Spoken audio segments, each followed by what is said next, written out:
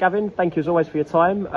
Very, very wet Meadowbank, and it's finished a 1-1 draw. We've eked out a point. How did you sum up our performance this afternoon?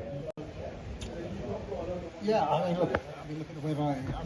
It's just everything that's really stacked against you in a way.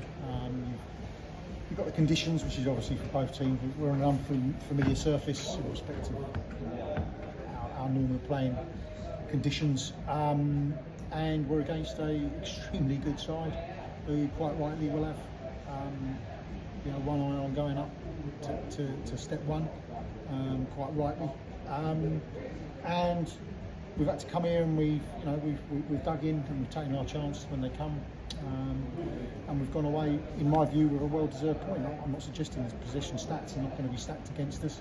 In that respect, of course it was. We didn't think there'd be any other way here, but in order to get something here, I knew that that's exactly how it would need to pan out for us, and we've done that. And the boys can be. I don't go punching the air with draws, but I have to recognise that this is a really good draw.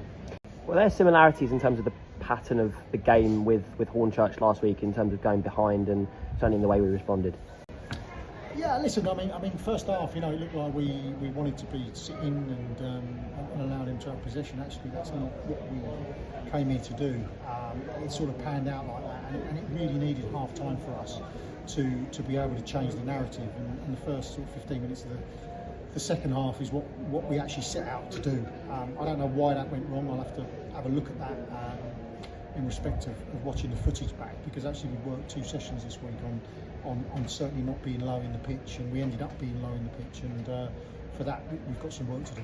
And likewise on set pieces, I'd imagine it was quite a frustrating goal to watch go in. It was. We knew that they're very good at set pieces. They're very, very good at set pieces. Their movement and particularly their second phase on set pieces is extremely good. So we worked quite a lot on that.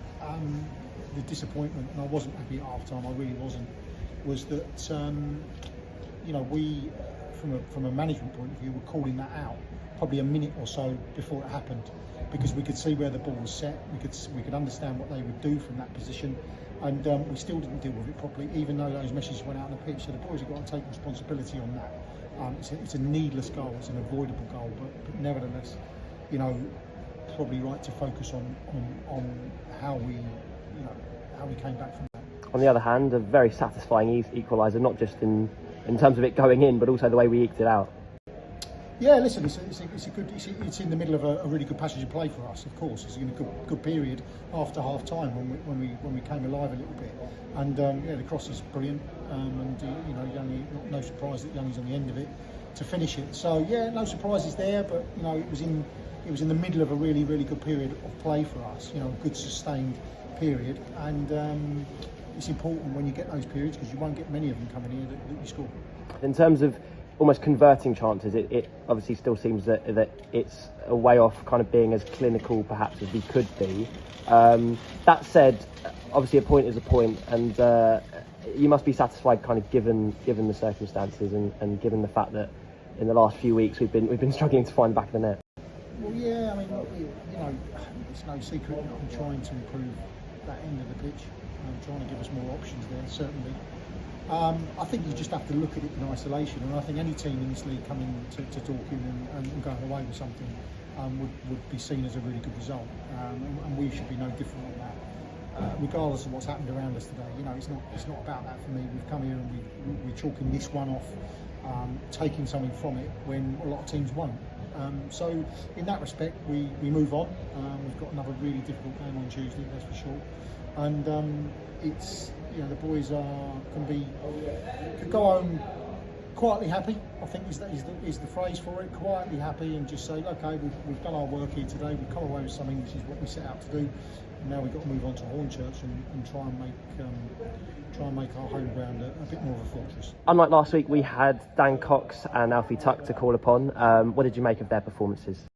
Yeah, I think competent is the word. They've also had to dig in. They're two, certainly from Alfie's point of view, he's a player that craves possession and wants to get on the football. And today he's had to do things a little bit differently at times. Little bit of a precaution to take him off.